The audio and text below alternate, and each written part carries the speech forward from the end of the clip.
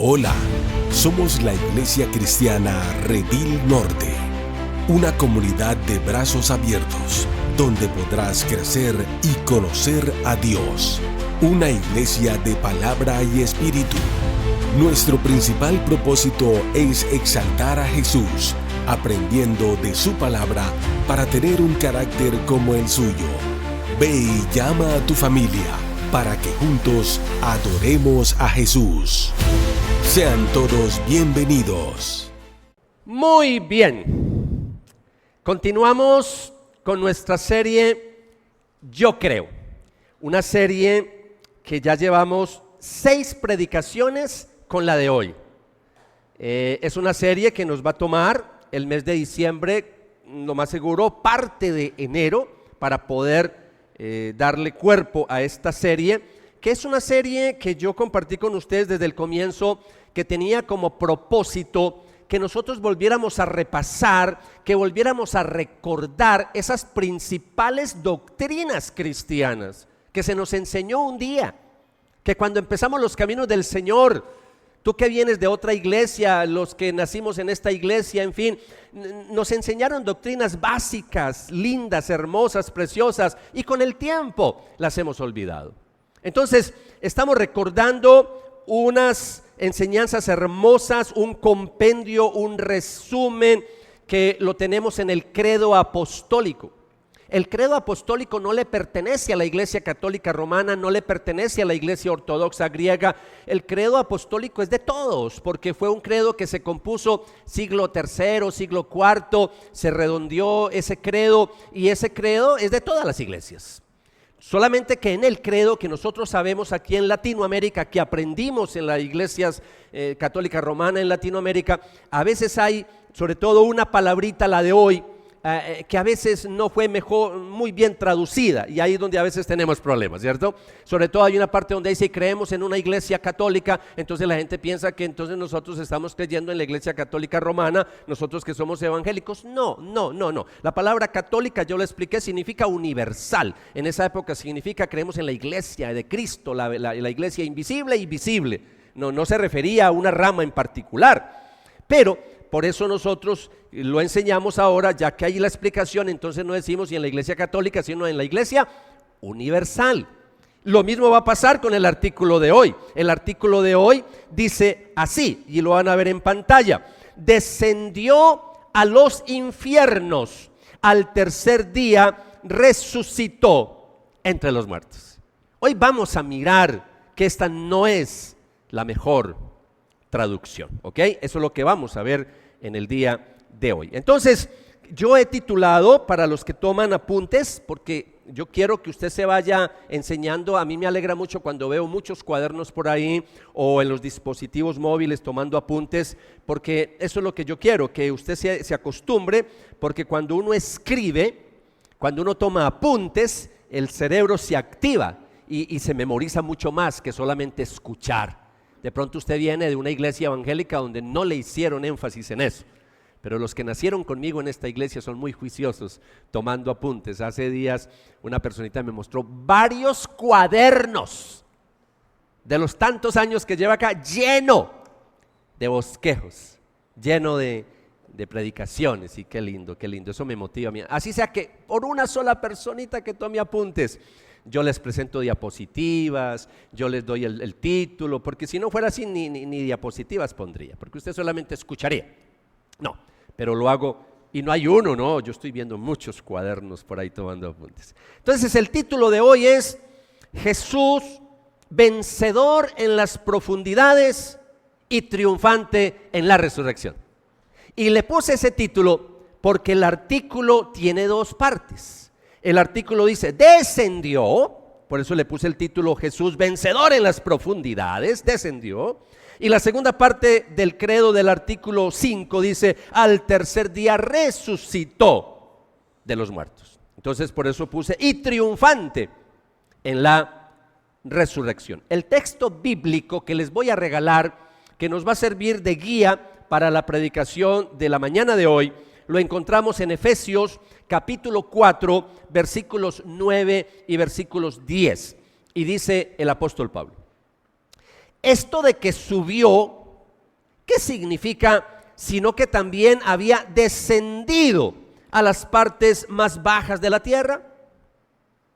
El que descendió es también el mismo que ascendió mucho más arriba de todos los cielos para poder llenarlo todo. La próxima semana vamos a hablar ya no de descendió. La próxima semana hablaremos de la parte del credo que dice ascendió. Eso es una maravilla, ese credo, cómo está hecho, un resumencito para que nosotros entendamos bien qué es una iglesia de sana doctrina. Padre, una vez más en esta mañana oramos para que a través de tu Espíritu Santo nos des mucho entendimiento de tu preciosa palabra. Esta doctrina maravillosa que vamos a estar compartiendo en el día de hoy, Señor, ayúdanos a recordarla, a repasarla, pero sobre todo a entender a veces malos entendidos con traducciones que se han hecho, que a veces nos dejan un poquito desconcertados frente a la declaración del artículo número 5 del credo de que tú descendiste a los infiernos. Ayúdanos a entender qué es lo que realmente tú nos enseñas en tu preciosa palabra, y permite, Dios, que la enseñanza de esta mañana sea una enseñanza que no solamente nos dé claridad, que no solamente nos dé luz doctrinal, sino que también nos ayude a apropiarnos de tu poder maravilloso, el poder de la resurrección. Señor, gracias de antemano por lo que nos vas a enseñar y a recordar en la mañana de hoy, en el nombre de Jesús. Amén y amén. Bueno, voy a seguir el mismo formato de las predicaciones anteriores y quiero empezar, número 1, lo que confesamos con este artículo del credo. ¿Yo qué confieso con este artículo? Y antes de yo explicarlo en detalle, yo tengo que en primer lugar decirles que aquí hay una frase, aquí hay una palabra un poco misteriosa y aún para muchos desconcertante. ¿Cómo es que Cristo desciende a los infiernos? Si sabemos que ¿para qué es el infierno? Es un lugar de tortura, es un lugar de tormento. ¿A qué descendió a los infiernos? Entonces eso a muchos teólogos le ha dado vueltas por muchos años. Muchos pastores a veces no saben qué hacer con ese versículo, más que con ese versículo, con ese artículo del credo apostólico. A veces hay creyentes que se les pregunta, y bueno, ¿y qué significa que Cristo descendió a los infiernos? No saben responder. Nomás voy a omitir el nombre, porque ustedes aquí algunos tienen un don de sospecha muy desarrollado, y entonces de pronto sabrá con quién estuve hablando. Pero ayer hablaba con un pastor, no de acá, no piense que fue de acá, y yo le hacía la pregunta a propósito, porque iba a predicar obviamente de este artículo. Yo le decía, ¿tú qué has enseñado sobre el artículo del credo? ¿Qué piensas tú sobre que Cristo descendió a los infiernos? Y me dijo que a lo largo de su vida ha predicado varias posturas, porque nunca ha tenido claridad en dónde estar, ¿cierto? Entonces a veces predicó una cosa, ahora está predicando otra cosa. Entonces yo dije, definitivamente este es un tema muy complicado, que aún personas, teólogos, a veces muy preparados, tampoco saben responder por qué Él bajó a los infiernos. Solamente levánteme la mano para yo medio saber un poquito en el auditorio. ¿Cuántos de ustedes han recibido una predicación, una enseñanza de qué significa que Cristo descendió a los infiernos? Levántenme la mano. Una persona, 2 personas. Ok, esa es la realidad. En las iglesias, pocón se predica de estas cosas, no se le explica a las personas. ¿Y sabe qué es lo que me preocupa? Que cómo no le vamos a explicar a una persona esto cuando estamos en un país donde la mayoría es católica romana, el 90% por ser generoso con estadísticas. Y todos los días y todas las semanas en misa se recita el credo. Entonces toda persona que llega a una iglesia cristiana que venga de la iglesia católica se sabe el credo apostólico. ¿Y cómo se lo sabe? Así, que descendió a los infiernos. Entonces, ¿cómo no le voy a aclarar? ¿Cómo no le voy a ayudar para que sepa realmente qué es lo que enseña la palabra del Señor? Entonces, el credo, tras afirmar que Jesús fue crucificado, muerto y sepultado, como predicamos la semana pasada, ahí no se detiene el credo, sino que desciende aún más y nos invita a mirar ¿a qué? A las profundidades ¿de qué? Del sufrimiento y de la victoria de Cristo, porque no se queda solamente con el sufrimiento, sino que nos habla de la victoria, de que Cristo resucitó. Así que la historia del cristianismo, la historia bíblica hablando de Jesús, no termina en el Gólgota con la cruz del Calvario, no. El credo nos está mostrando que ahí la tumba no es el fin, sino que hay más. El Hijo de Dios bajó hasta lo más hondo de la condición humana, el reino de la muerte misma, pero de ahí vence la muerte y resucita al tercer día, como dice el artículo del credo apostólico. Ahora, sin embargo, cuando empieza uno a mirar en el Nuevo Testamento y qué enseña la palabra de Dios, uno no ve en ninguna parte que Cristo haya descendido a los infiernos. No hay ningún texto bíblico que me hable de eso. Entonces, por eso quiero decirles en esta mañana, y les voy a ayudar, y de pronto un poquito atrevido, para algunos dirán que yo soy muy atrevido porque yo voy a tratar de resolver este dilema.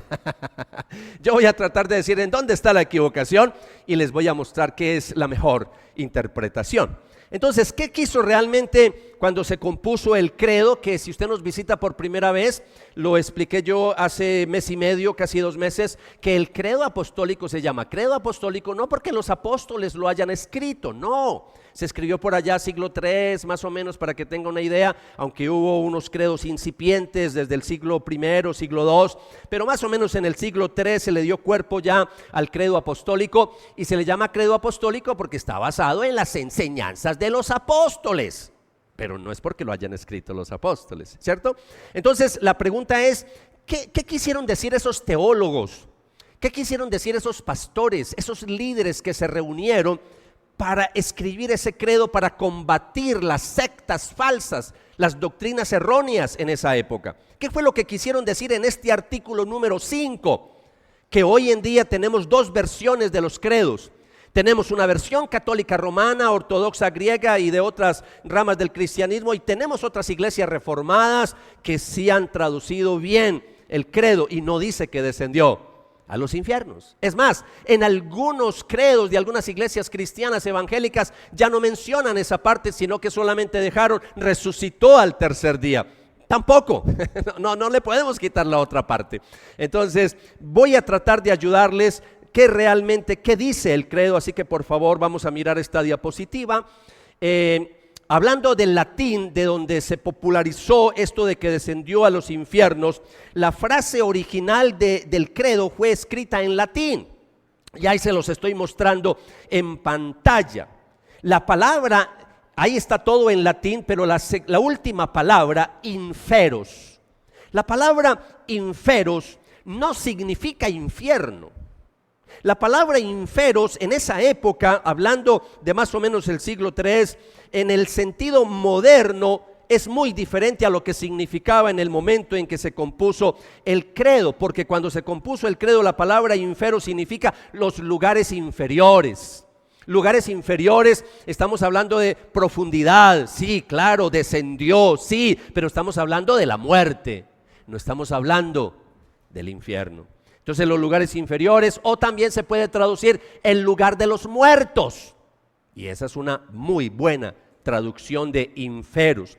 En hebreo, ¿cuál es lo que corresponde al hebreo? Corresponde con Seol. Cuando usted ha leído en la Biblia Seol, S-H-E-O-L, Seol, eso significa el lugar de los muertos en hebreo. Cuando lo miramos en griego, inferos, que corresponde a Seol, también corresponde en griego a Hades o Hades con H, que algunas veces ustedes cuando han leído la Biblia lo han encontrado ahí, sobre todo en Biblias antiguas. La palabra Hades significa el reino de los muertos. En ningún momento se está hablando del infierno, en ningún momento se está hablando del lago de fuego, tampoco. No estamos hablando de eso, estamos hablando del lugar de los muertos. Por eso una mejor traducción sería, entre comillas, sería descendió al lugar de los muertos. Esa sería una buena traducción. O otra sería descendió a las profundidades de la muerte. Esa sería otra buena traducción. Ahora bien, para enredarnos un poquito más, hay una ciencia que estudia las palabras en la evolución de las palabras con el tiempo. Se le llama hacerle un análisis diacrónico, sincrónico de las palabras. Y entonces esa palabrita inferos con el tiempo fue evolucionando en latín y llegó un momento en que se confundió con la palabra infernus en latín. Inferos se confundió con infernus y así nació la traducción errónea, descendió a los infiernos, y fue muy popularizada sobre todo en la época medieval, en la Edad Media, un poquito antes de la Reforma Protestante. Entonces ahí es donde uno puede entender por qué la Iglesia Católica Romana siguió fiel a esa traducción. Descendió a los infiernos. Entonces vamos a ir poco a poco. Yo no me voy a meter, sobre todo quiero hacer claridad. Aquí yo los quiero felicitar porque cuando yo empecé esta serie de doctrina estaba un poquito preocupado, porque generalmente la doctrina la dejamos para enseñar en el instituto, ¿cierto? Hablando de academias bíblicas o de escuelas de doctrina, pero no en el púlpito, no desde una predicación. Entonces yo estoy predicando doctrina en un formato de predicación, ¿cierto? Tratando de platanizar un poquito estos contenidos para que no sean muy de cumbres teológicas, pero sí para que entendamos todos, porque el credo se le enseñaba a la gente que se iba a bautizar. Lo que pasa es que hoy en día la iglesia evangélica, como dije desde el comienzo, perdimos el norte, ya no queremos doctrina, pero la doctrina se le enseñaba el credo a los que se iban a bautizar, y eso es lo que queremos recuperar en esta iglesia. Estamos grabando estas predicaciones, ¿por qué? Porque queremos que cuando alguien se vaya a bautizar en la iglesia, cuando alguien se vaya a ser miembro de esta iglesia, debe de pasar por estas enseñanzas, porque con esto nos vamos a asegurar de que usted cree lo que creemos las iglesias de sana doctrina. ¿Estamos bien con eso? Entonces, hablando de esta parte, decía, ustedes han evolucionado muy bien, recibieron muy bien estas enseñanzas, tanto es que ayer me abordaron varias personas en la reunión que tenemos aquí a las 5 de la tarde. Renzo, pero usted no habló sobre lo que hizo Cristo cuando estuvo esos 3 días. ¿Qué hizo Cristo en esos 3 días que descendió al reino de la muerte? Porque la Biblia dice por allá que predicó a espíritus encarcelados, etcétera. Y le dije, no, ese es otro tema para otro día, porque si me meto con eso, Dios mío, esto se nos va de meses. Entonces no, yo estoy con el credo apostólico y voy a ser fiel a la enseñanza. Entonces yo no me voy a meter en esa parte escatológica, qué hizo Cristo cuando descendió a la muerte en esos 3 días. No me voy a meter con ese tema, lo vamos a dejar para después. Entonces no vaya a pensar que es que no voy a profundizar, sino que no compete con lo que tiene que ver con el credo, sobre todo porque el énfasis es que descendió al reino de la muerte, pero que resucitó al 3er día. Sí quiero citar una palabra y varios versículos, varios textos de la palabra que nos habla de esta enseñanza maravillosa, además del texto que leímos al comienzo. Quiero que abran sus Biblias en Hechos, capítulo 2, versículo 27, porque en Hechos capítulo 2 encontramos al apóstol Pedro predicando su primer sermón. Ustedes conocen muy bien sobre el Pentecostés, y ese primer sermón Pedro cita el Salmo 16. Y cuando Pedro cita el Salmo 16 es un salmo mesiánico, es un salmo que habla de Cristo. Entonces ahí Pedro está diciendo lo siguiente, hablando de Jesús, en la profecía que había en el Salmo 16, porque no dejarás mi alma en el Hades, ni permitirás que tu santo vea corrupción. Era un salmo que apuntaba a Cristo, que Dios no lo iba a dejar abandonado en la tumba. Y entonces Pedro empieza a explicar que Jesús es el Mesías, y empieza a enseñar que realmente los judíos mataron al Mesías, y está diciendo, mire, la Biblia ya profetizaba de Jesús en el Antiguo Testamento que iba a resucitar de entre los muertos. Entonces aquí Hades, cuando Pedro habla de Hades, no es el infierno, está hablando del lugar de los muertos, es el estado de los muertos. Cristo desciende ahí a ese lugar porque murió realmente. Eso es lo que quiere enseñar el credo. Cuando el credo hace énfasis, como la semana pasada, que fue sepultado está diciendo Él murió realmente, está atacando la doctrina gnóstica, está atacando doctrinas erróneas de esa época, que como Cristo es Dios, entonces Él no murió realmente. Creímos que murió, pero Él no murió, Él era Dios, Dios no puede morir. Rebajaron la humanidad de Jesús. Y con Jesús tenemos un misterio. Él es una sola persona, pero Él es 100% Dios, 100% humano. En una sola persona hay dos naturalezas, la humana y la divina. Ese es un misterio, está en la Biblia. Usted, si rebaja la humanidad, cae en una herejía. Enfatizaría solo la divinidad de Jesús. Pero si enfatiza solamente la divinidad, o lo uno o lo otro, cae siempre en alguna de las herejías que se han fundamentado a lo largo de los siglos. Tenemos que creer las dos cosas: que Cristo es Dios y por eso venció la muerte, pero Cristo es hombre y por eso murió como cualquier mortal, como cualquier ser humano, con la diferencia que Él no volvió a morir. Y ahí hacemos una diferencia entre resurrección y resucitación. Lázaro tuvo una resucitación porque volvió a la vida, pero él volvió a morir. En el caso de Jesús, volvió a la vida, pero no volvió a morir. Vive por los siglos de los siglos.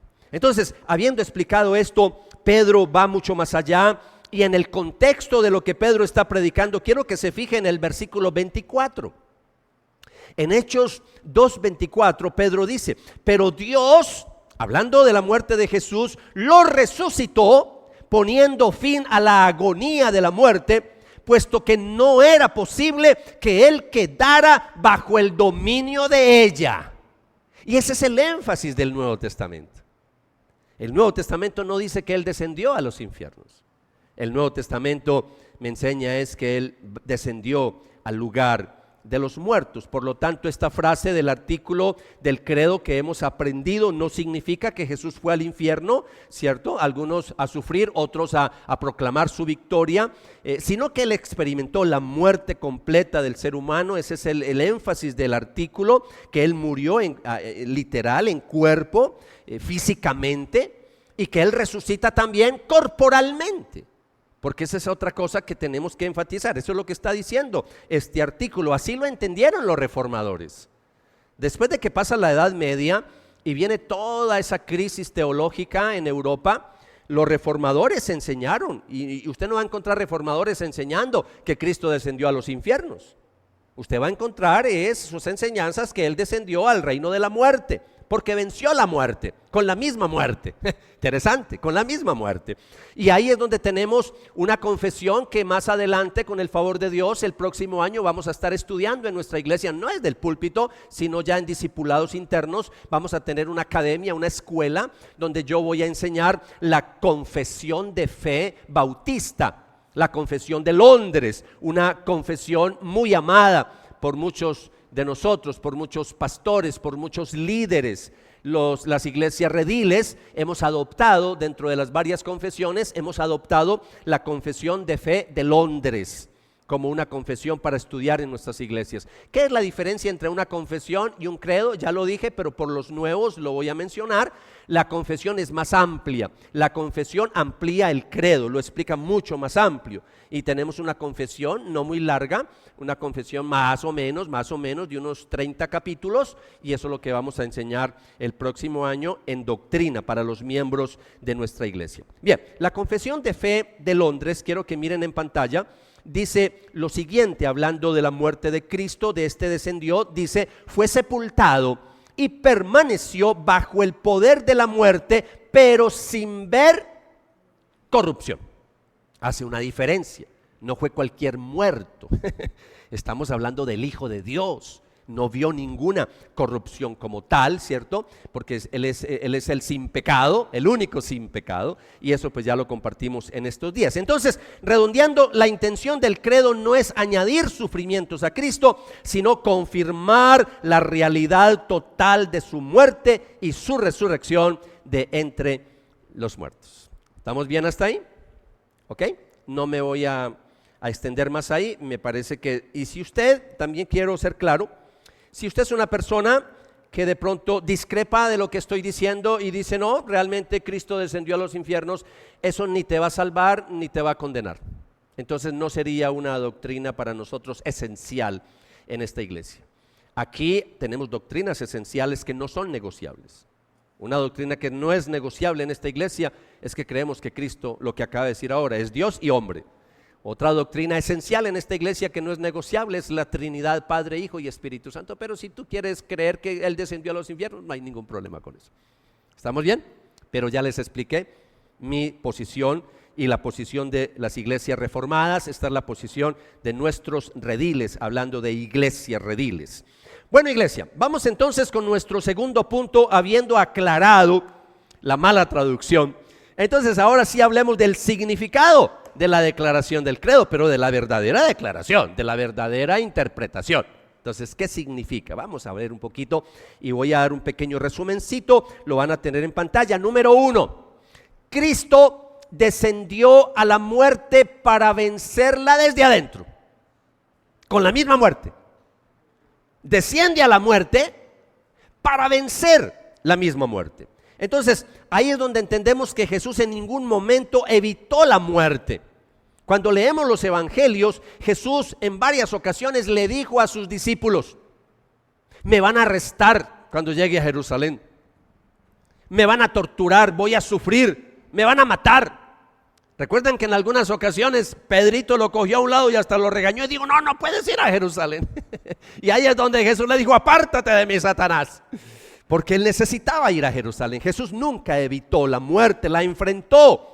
Su descenso no fue pasivo, fue algo intencional, fue una conquista. Él sabía que tenía que morir para poder conquistar. Nunca evitó el sufrimiento. Eso lo compartimos la semana pasada. Entonces, cuando hablamos de Jesús, Él entró en la oscuridad para que al salir, para que al resucitar, abriera un camino para nosotros, un camino de vida. ¿Para qué? Para los que creemos en el nombre de Jesús, para los que creemos que Él es el Hijo de Dios, para los que creemos que Él es nuestro Salvador, nuestro Redentor, nuestro sustituto, nuestro propiciador, como compartimos la semana pasada. Entonces, ¿qué significa? ¿Qué significa todo esto? Mire lo que Jesús mismo resucitado, escribiéndole a la iglesia, a las iglesias de Asia Menor, a 7 iglesias le escribió. Mire lo que le dijo en Apocalipsis capítulo 1 versículo 18.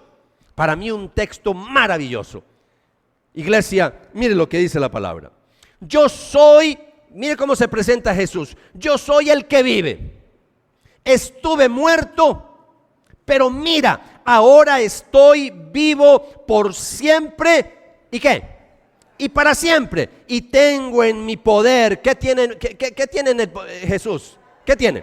Y tengo en mi poder las llaves de la muerte y de la tumba. Las llaves de la muerte y de la tumba. La tumba está vacía. Y ahí se fundamenta nuestra fe cristiana.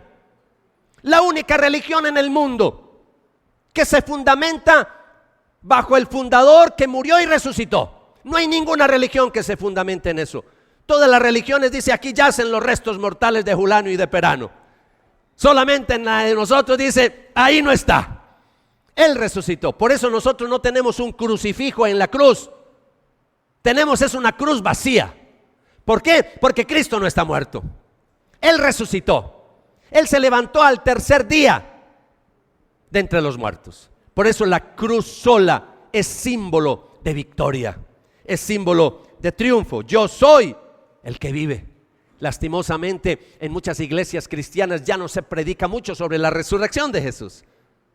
Algunos hablan mucho de la muerte, y ahí creo que algunas iglesias reformadas se han ido un poquito a veces al extremo. Solo hablan de Cristo, de la muerte de Cristo, y a veces no hablan mucho del Padre, a veces no hablan mucho del Espíritu Santo. Esta es una iglesia reformada, pero que tratamos de buscar el equilibrio. Creemos en un solo Dios, pero manifestado en 3 personas distintas: Padre, Hijo y Espíritu Santo. Aquí hablamos del Padre, aquí hablamos del Hijo y aquí hablamos del Espíritu Santo. Aquí hablamos de los 3, no tenemos problema. Esta es una iglesia que no tiene problema en adorar al Espíritu Santo, no tiene ningún problema en adorar al Padre, así como adoramos a Cristo. No tenemos ningún problema en pedirle al Padre, pedirle al Hijo o pedirle al Espíritu Santo, porque es el mismo Dios. ¿Están conmigo? Espero que eso lo vayamos entendiendo poco a poco, porque quiero que seamos una iglesia equilibrada en estos asuntos. Bien, número 2. ¿Qué significa esta enseñanza del quinto artículo del credo apostólico? Significa que Cristo resucitó corporalmente al tercer día. Y aquí quiero hacer algunas aclaraciones. El credo para mí es muy enfático cuando recalca al tercer día.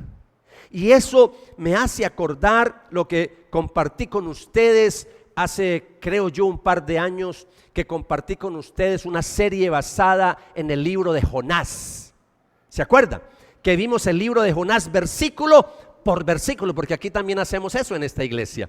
Cogemos libros de manera expositiva y los predicamos versículo por versículo. Y cuando yo les hablaba del libro de Jonás, recuerden que les cité Mateo capítulo 12, versículo 40. Cuando Jesús, hablando de lo que iba a pasar, profetiza de que a él lo van a matar, que él va a morir, pero que él va a resucitar. Y Jesús dijo estas palabras: así como Jonás estuvo en el vientre del gran pez, ¿durante qué? 3 días. Así dice nomás, ¿cierto? 3 días. No, es enfático. Jesús dijo, durante 3 días, ¿y qué más? Y 3 noches el Hijo del Hombre estará en el corazón ¿en el corazón de dónde? En el corazón de la tierra. Está hablando de la muerte, está hablando de descendió a las profundidades de la muerte, para que entendamos el credo. Estará en el corazón de la tierra. ¿Cuánto tiempo iba a estar? 3 días y 3 noches. Y eso quiere decir que Jesús no pudo morir un viernes. Y algunos ya se quedaron ahí. No pudo. No da los 3 días y las 3 noches por ningún lado. Pero no tengo ningún problema si usted quiere seguir creyendo que Jesús murió a las 3 de la tarde el viernes. No hay ningún problema. Sígalo creyendo. No hay ningún problema con eso. Como los que siguen creyendo que Jesús nació en diciembre. Siga creyendo que Él nació en diciembre, pero Él no nació en diciembre. No pudo haber nacido en diciembre. Por las estaciones, por los pastores, por las ovejas que están. En diciembre no hay ovejas afuera, están guardadas por la nieve, por el invierno crudo de esas regiones. Entonces no nos vamos a meter en detalle, repito, simplemente que yo tengo que ser honesto con el texto bíblico. Sé que eso rompe muchas tradiciones, sé que para algunos es casi que sagrado decir que Cristo murió el viernes a las 3 de la tarde, pero eso ni te salva ni te condena. Pero sí quiero darle una buena traducción, así que hay que ir buscando un poquito más atrás cuando fue que murió, para que nos den los 3 días y las 3 noches. Entonces, su resurrección, ahí me quiero quedar. La resurrección de Jesús, cuando dice que resucitó al tercer día, es una resurrección real, visible, corporal, físicamente. El mismo Jesús que murió es el que resucitó. El sepulcro fue testigo de un hecho histórico y sobrenatural. La tumba está vacía. Ese es un hecho sobrenatural. Recordemos las palabras que le dijo el ángel a esas mujeres que fueron al sepulcro. Fueron un domingo en la mañana porque no pudieron ir el sábado, porque el sábado era día de reposo, era día de descanso para los judíos. No podían hacer ninguna labor. Entonces van tempranito el domingo. Claro, ya no está Jesús. Ya la tumba está vacía. Y entonces cuando ellas van en la mañana de ese domingo, entonces ese ángel las increpa, les dice, les habla y les dice: no está aquí no está, ha resucitado tal como dijo que sucedería. Vengan, vean el lugar donde estaba su cuerpo pasado, donde estaba su cuerpo. Y eso es lo que yo quiero enfatizar con este segundo punto, que Cristo resucitó corporalmente al tercer día. Número 3, ¿qué significa que Cristo haya descendido a los lugares más profundos, hablando del estado de la muerte, que resucitó al tercer día? Significa que Cristo resucitó como primicias de nuestra resurrección. Primicias. La palabra primicias es una palabra que se saca del lenguaje de la agricultura. Primicias es los primeros frutos. Primicias es cuando se va a recoger una cosecha, la primera cosecha, los primeros frutos. A eso se le llama primicias. Entonces, cuando hablamos de resurrección, la Biblia nos da muchos detalles hablando precisamente de esas primicias, y hablando de que Cristo resucita como primicias precisamente de la resurrección. Su victoria no fue solo personal, fue representativa. Y no me voy a extender mucho acá porque la semana pasada estuvimos hablando de que Cristo es nuestro sustituto, murió por nosotros. Pero la Biblia que dice que murió por nosotros, también dice que resucitó por nosotros. Entonces, al resucitar Él, garantiza también nuestra resurrección. Entonces, ahí es donde Él es representativo. En Él todos los redimidos ya han sido levantados espiritualmente. Cuando uno le cree en Cristo, es resucitado espiritualmente. Hay una nueva vida. Nacemos de nuevo.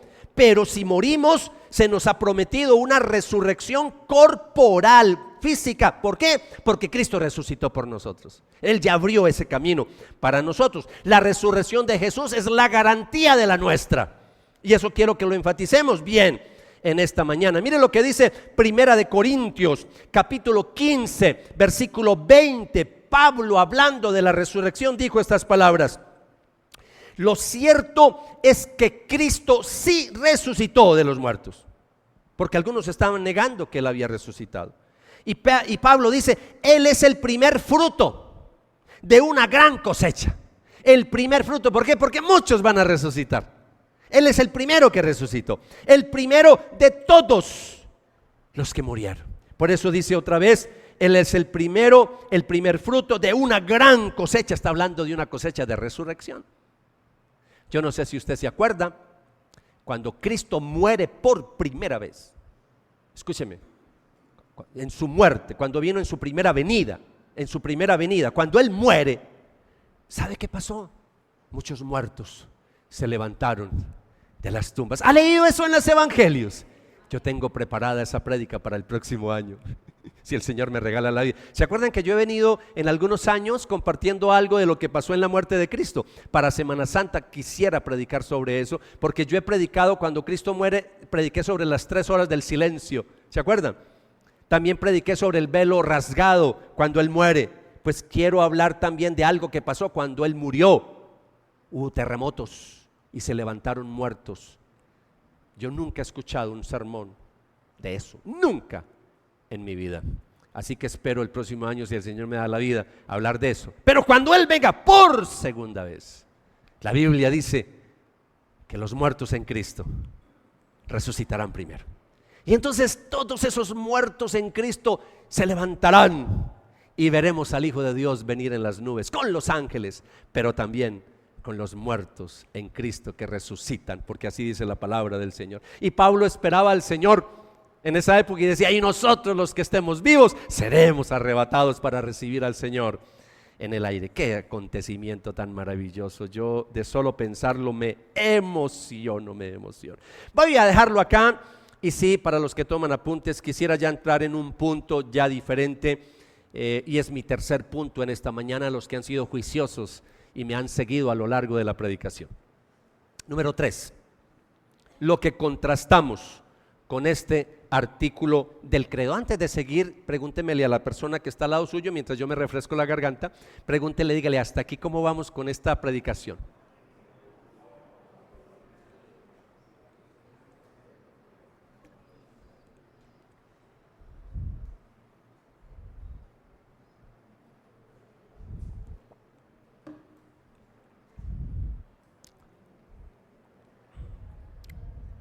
Muy bien.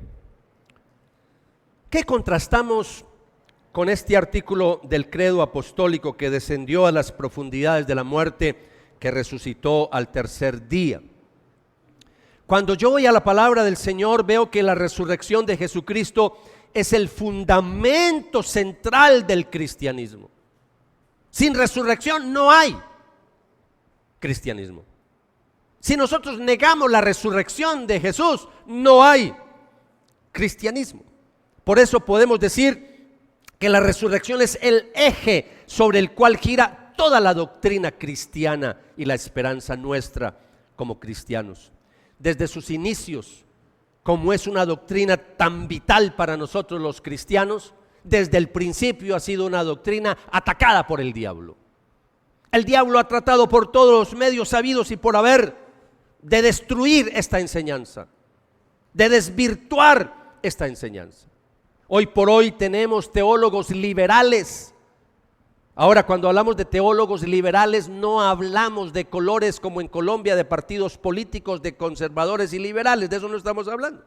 Cuando hablamos de teólogos liberales, son esos teólogos que niegan lo sobrenatural, niegan los milagros, y hay que tener cuidado con esos teólogos. Cuando yo llegué al seminario bíblico teológico para estudiar, en mi formación para ser pastor, una de las sorpresas que yo me llevé es que empecé a leer algunos comentarios de algunos eruditos bíblicos y de unos expositores maravillosos. Y yo era, en cierta manera, yo era seguidor de uno de ellos, William Barclay.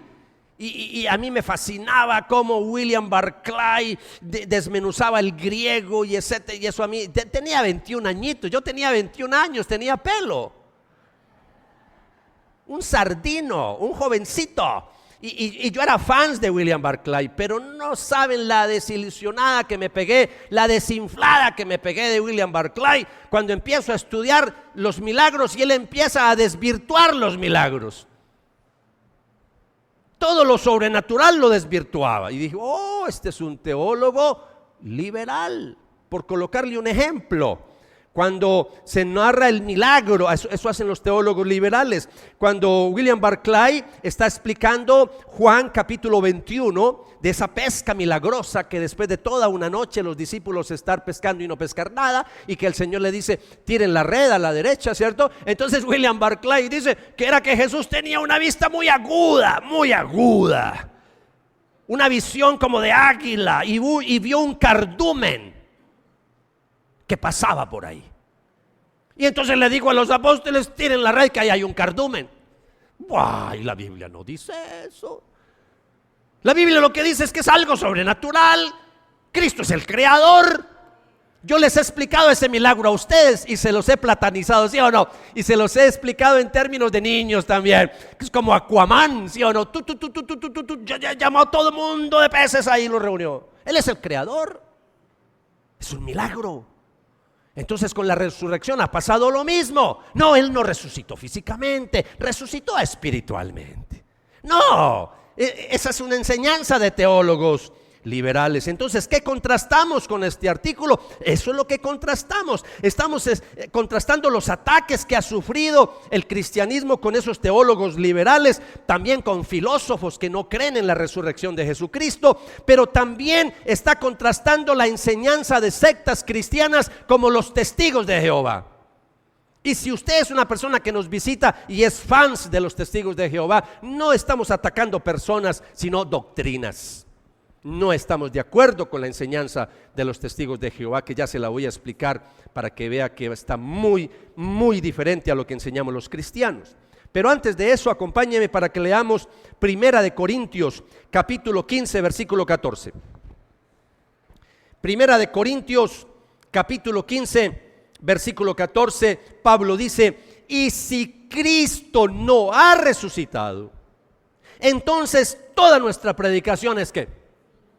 Es inútil, es vana, es vacía, y la fe de ustedes también es inútil. Yo tengo que creer que Cristo resucitó. Si no creo que Cristo resucitó, como digo yo, empaquemos la maleta y vámonos, busquemos otra religión, porque esta no sirve si Él no resucita. Ahora, yo no voy a profundizar mucho en esto, iglesia, porque el año pasado, no, este año, en Semana Santa, les di una conferencia, una predicación, como digo yo, carnuda, y les mostré las bases, los fundamentos para creer que Cristo sí resucitó. Les mostré argumentos para demostrar que Cristo sí resucitó, y eso lo hice en marzo. Es más, les mostré que hay que tener más fe para creer que no resucitó que para creer que sí resucitó.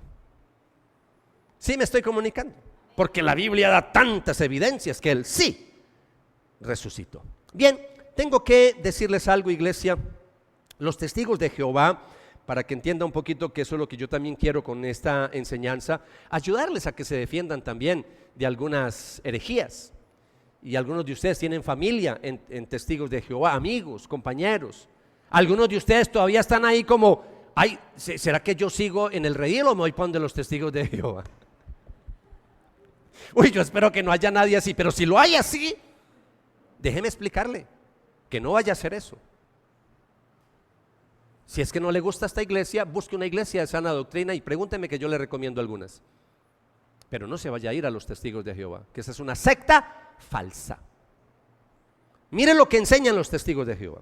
Ellos enseñan que cuando Cristo es concebido en el vientre de la Virgen María, que Cristo antes era el arcángel San Miguel. Escuche esto: el arcángel Miguel o San Miguel. Y que cuando Cristo muere, entonces no es que resucite, sino que el Espíritu otra vez vuelve a tomar la forma otra vez del arcángel San Miguel. Pero que no hay una resurrección corporal, física. Entonces, cuando usted le pregunta a un testigo de Jehová, si es que usted le llega a preguntar, porque algunos no se saben defender, si usted le pregunta al testigo de Jehová, pero venga, ¿y qué hacemos entonces con la tumba vacía? ¿Qué hacemos con la tumba vacía? ¿Sabe qué dicen? No, es que el Padre milagrosamente lo escondió o se lo llevó para que no adoraran el cuerpo. Es decir, hacen una explicación como lo que pasó con Moisés, que nadie encontró el cuerpo. Eso es lo que enseñan los testigos de Jehová. Y la Biblia no dice eso. La tumba está vacía. ¿Por qué buscan entre los muertos al que vive? Y por eso la Biblia muestra que Cristo se presentó durante 40 días. Se le presentó a sus discípulos, a todos, a la iglesia, a los 120, a muchos, a cientos a la misma vez. Se les presentó públicamente y lo vieron así, físicamente lo vieron. Es más, Jesús resucitó con un cuerpo glorificado. Ustedes saben que cuando se presenta por tercera vez, le prepara desayuno a los discípulos y come pescado con ellos. ¿Ha leído eso en la Biblia? Ese es el cuerpo de Jesús glorificado.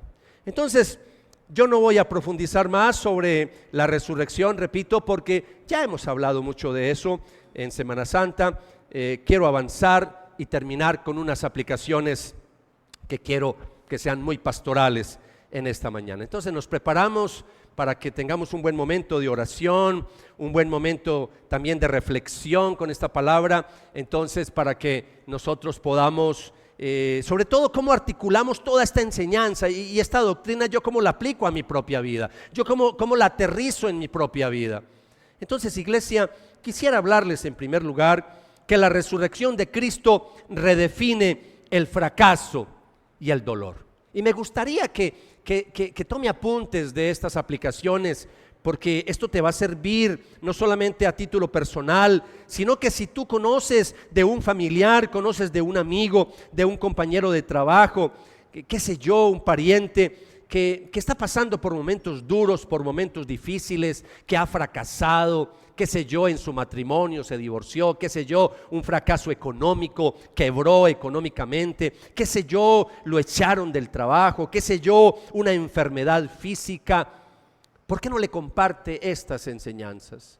Porque aquí hay una aplicación muy bonita para nosotros, y es que la cruz que parece derrota no fue derrota. Porque la gente en esa época pensaría que no derrotaron a los cristianos, mataron al fundador, mataron al Mesías. Sí, parece derrota, pero no fue derrota. La tumba parece una derrota, sí, allá está en la tumba, pero qué lindo saber que ese no fue el final. Qué lindo saber que la Biblia, donde muchos vieron fracaso, Dios estaba escribiendo un nuevo capítulo en la historia. Dios estaba planeando algo maravilloso. El silencio de unos días antes de la resurrección no fue abandono.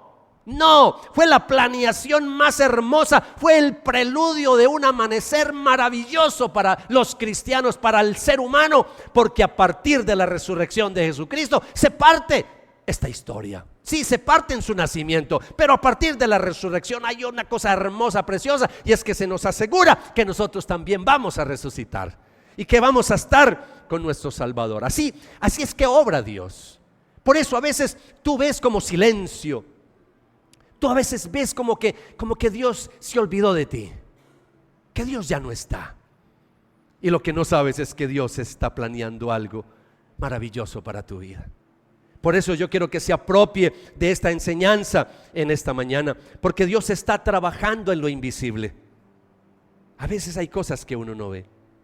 Estas últimas canciones, hay una canción por allá hermosa que dice que Dios hace caminos, ¿cierto? Y hay versículos bíblicos que Dios hace caminos en medio de desiertos.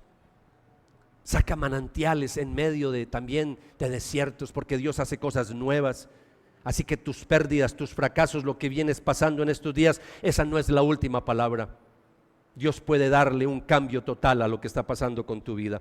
Y le voy a decir algo: el mismo poder que levantó a Cristo de entre los muertos puede levantar lo que en ti parece que está muerto, lo que en ti parece que está acabado. Él puede resucitar sueños. Sí, yo sé que estamos hablando de algo físico, pero ¿por qué no sacamos una aplicación espiritual también? Dios puede resucitar relaciones dañadas, rotas, muertas, y darles nueva vida. Eso es lo que yo quiero que en esta mañana se apropie de esta palabra. Dios puede renovar la fe. Dios puede hacer algo grande en mi vida. A veces estamos ahí con una fe tan apagada, a veces estamos casi que para claudicar, a veces estamos como con ganas de tirar la toalla y no volver a la iglesia y no volver a seguir los caminos del Señor. Pues si en esta mañana se apropia del poder de Jesucristo, Dios te puede levantar de una manera hermosa y preciosa y darte nueva vida. Y salir de este lugar en esta mañana apasionado por las cosas de Dios. Y en momentos en que uno quiere tirar la toalla, cuando se apropia del poder de Dios, está uno enamorado otra vez de las cosas de Dios. Y eso es lo que tú necesitas. Tú necesitas apropiarte de esta enseñanza. Mire lo que dice el apóstol Pablo de una manera hermosa en Efesios capítulo 1, versículo 19 y 20. Y Pablo decía esto, dice, hablándole a los cristianos de Éfeso: también pido en oración que entiendan la increíble grandeza del poder de Dios para nosotros, los que creemos en Él. Es el mismo gran poder que levantó a Cristo de los muertos y lo sentó en el lugar de honor a la derecha de Dios en los lugares celestiales. Lo que está diciendo Pablo es que el mismo Dios que levantó a su Hijo sigue resucitando vidas en el día de hoy. Y la mayor resurrección es cuando alguien está muerto en delitos y pecados y viene Cristo a su corazón y lo redime, lo transforma, lo perdona, lo levanta, y se levanta un hombre y una mujer resucitado para la honra y gloria del Señor. Eso es lo que se llama el nuevo nacimiento, y ahí es donde tenemos que apropiarnos del poder del evangelio. Por eso tú no puedes temer a esos capítulos oscuros de tu vida. Hay momentos que los cristianos sí o sí también pasamos por desiertos. No le dé miedo pasar por esos desiertos. Hay momentos en que vamos a tener que pasar por momentos muy duros de soledad, donde sentimos que todo mundo nos ha abandonado. Son esos momentos preciosos donde podemos apropiarnos del poder de Jesucristo. A veces nos toca pasar por momentos muy duros de enfermedades, pero ahí está el Señor en medio de nosotros y puede transformar y puede hacer milagros de la noche a la mañana. Número 2, quiero decirle en esta mañana, para que se apropie de esta palabra como aplicación, que Cristo resucitado sigue entrando en habitaciones cerradas. Cristo resucitado sigue entrando en habitaciones cerradas. Ustedes recordarán que después de resucitar, ustedes recuerdan que Jesús se apareció en medio de los discípulos que estaban asustados, estaban temerosos. Se cumplió la profecía bíblica que dice que cuando dice así: heriré al pastor y las ovejas serán dispersas. Cuando Cristo muere y está en la cruz del Calvario, los discípulos le abandonaron.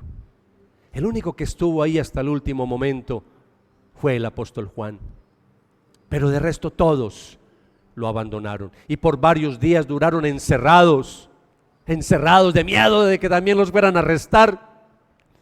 Por eso lo negó Pedro, por miedo de que lo arrestaran y lo crucificaran.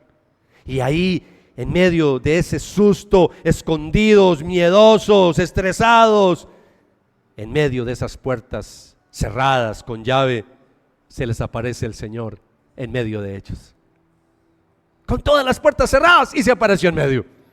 Ese es el milagro del Cristo resucitado. Por eso le estoy diciendo que Cristo resucitado sigue entrando en habitaciones cerradas.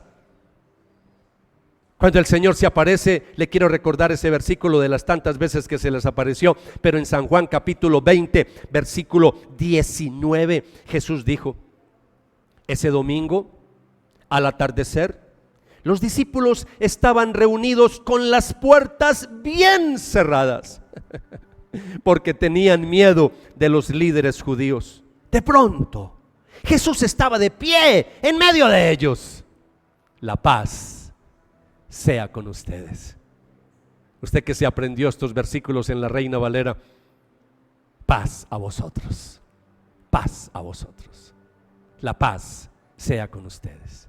Por eso estoy diciendo que el Cristo resucitado sigue entrando en habitaciones cerradas.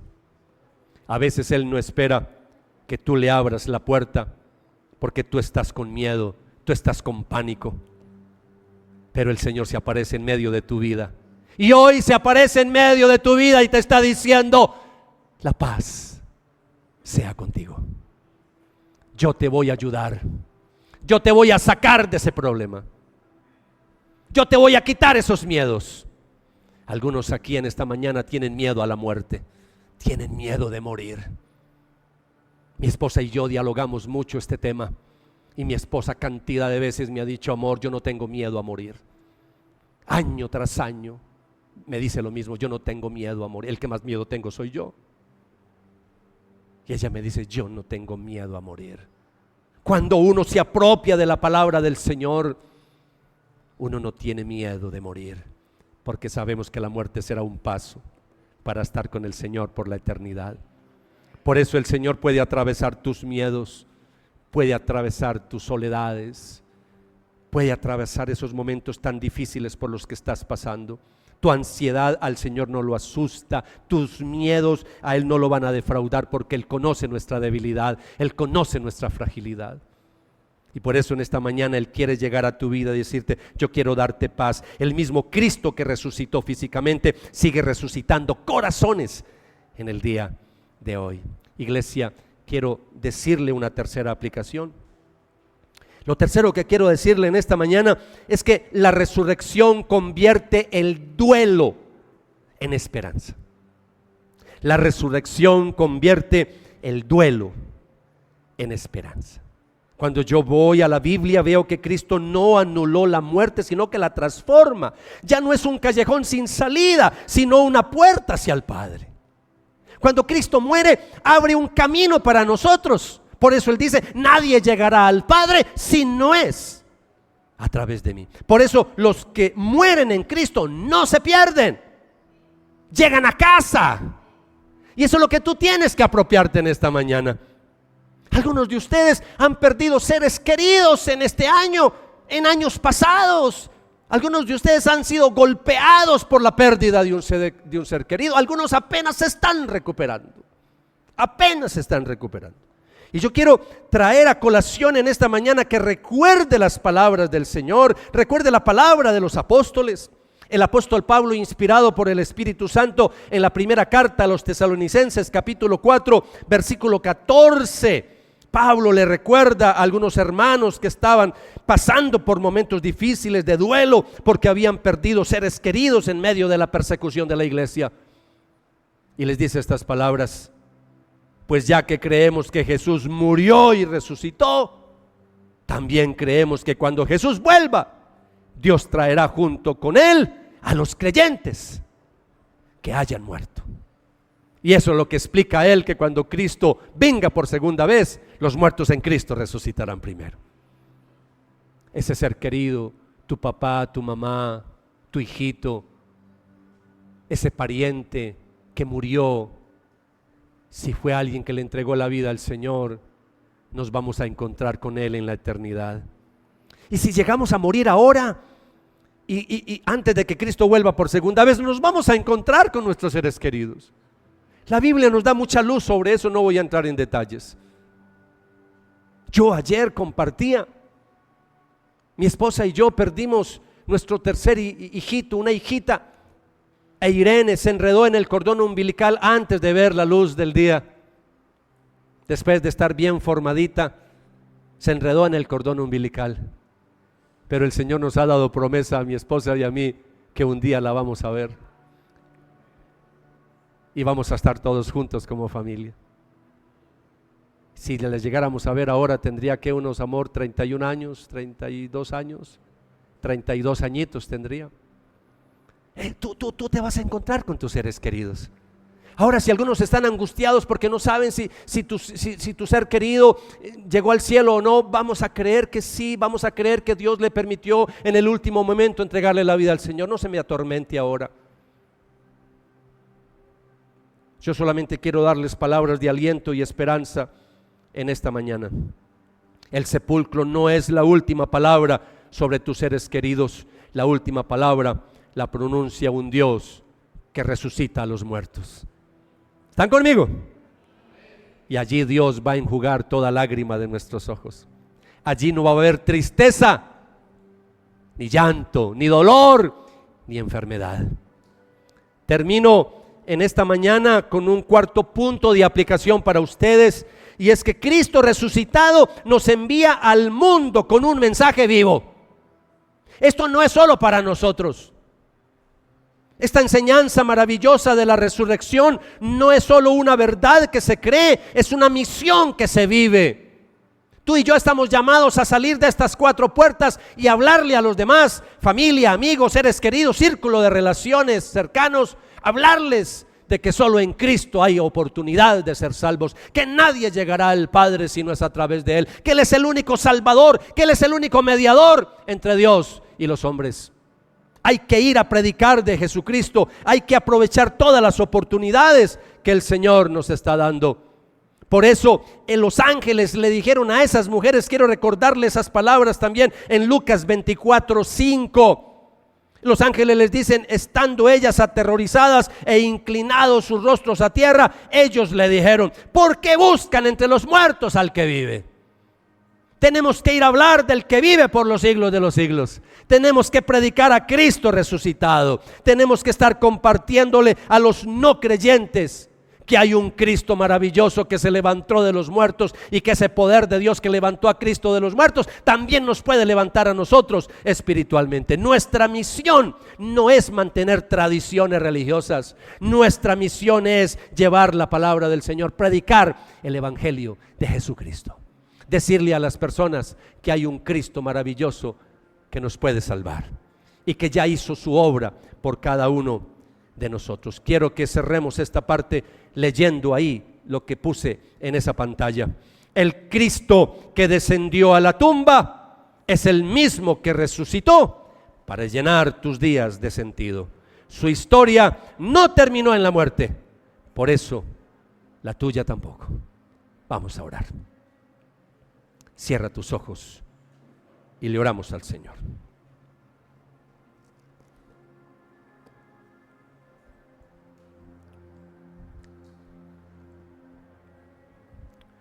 Amado Jesús,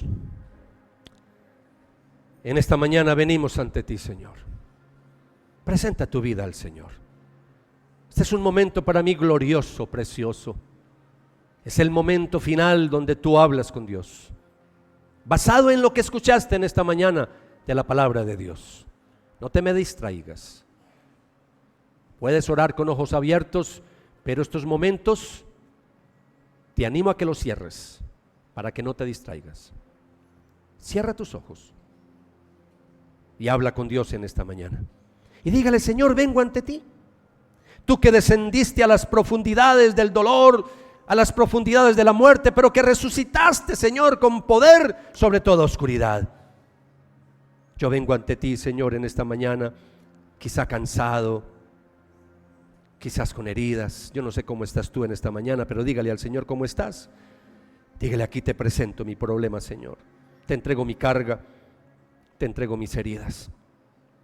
Tú conoces mi vida, Señor. Tú conoces mis fracasos. Tú conoces mis luchas. También conoces mis miedos, Señor. Aquí estoy, Señor. Aquí estoy en esta mañana. Llena mi vida, Señor. Llena todo vacío que haya en mi corazón. Yo quiero en esta mañana apropiarme de tu poder, Señor. ese poder que resucitó a Cristo de entre los muertos, yo quiero apropiarme de ese poder en esta mañana, para que todo miedo se vaya, para que todo dolor se vaya, para que toda ruina, todo fracaso se convierta en algo nuevo, en un milagro, para que tú rompas cadenas. Señor, haz algo nuevo en mi vida. Te entrego, Señor, este momento de silencio, este momento de desierto que estoy viviendo. Te lo entrego, Señor, y ayúdame a entender tu propósito al dejarme pasar por este momento tan difícil. Yo quiero entender lo que estás haciendo en mi vida, Señor, pero aquí estoy, quiero seguirte. Y gracias, porque un día me llamaste a formar parte de tu pueblo. Gracias porque un día me perdonaste. Gracias porque un día me hiciste nacer de nuevo, Señor. Y ahora ya entiendo tu palabra. Ahora ya entiendo los caminos misteriosos del Evangelio. Gracias, Señor, porque me renovaste. Gracias, Señor, porque hiciste un milagro en mi vida. Estando muerto en pecados, me resucitaste. Gracias, Espíritu de Dios, por regenerar mi vida, por darme un nuevo corazón. Gracias, Espíritu Santo, por darme nuevas emociones, nuevos pensamientos. Gracias por hacerme una nueva persona, una nueva criatura.